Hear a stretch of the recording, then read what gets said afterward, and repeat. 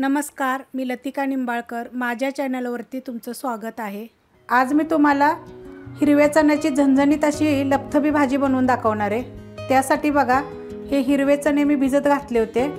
8 तास भिजत घालायचे. 8 ते 9 तास चांगले भिजले पाहिजेत, त्याने चव चांगली येते. 200 ग्रॅम आहेत हे चणे.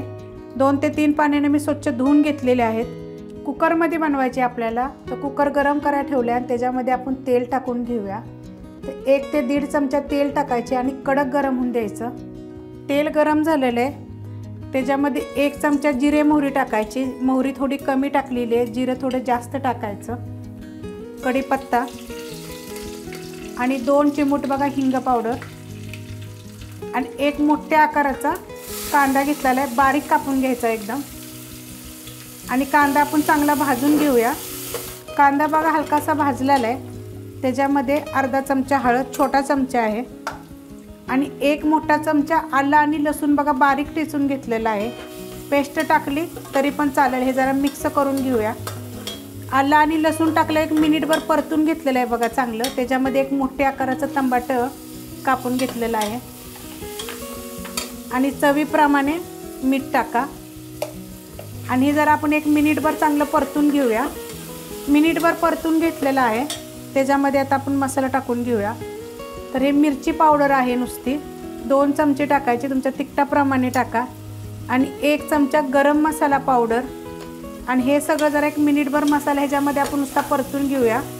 मसाला बघा 1 मिनिटभर परतलेला आहे आणि गॅस आपला मीडियम आहे. त्याच्यामध्ये बघा हे हरभरे, आपण जे हिरवे हरभरे सुकलेले भिजत घातले होते 8 तास, ते टाकून घेऊया. ह्याचं म्हणजे कालवण एकदम छान लागतं. आपल्याला ह्याची लपथपी भाजी बनवायची आहे. आता हे थोडंसं मी परतून घेते ह्या मसाल्यामध्ये.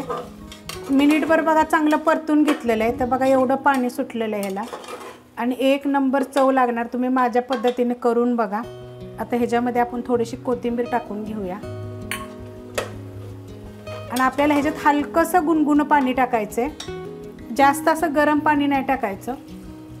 तर मी 1 टाकलेला आहे ग्लास आणि अर्धा ग्लास टाकलेला आहे. 1.5 ग्लास मी पाणी टाकलेलं आहे. मिक्स करून घेऊया आणि आपण ही कुकरच्या 5 शिट्ट्या करून घ्यायच्या आहेत. त्या मीडियम गॅसवर आपण ह्याच्या 5 शिट्ट्या करून घेऊया.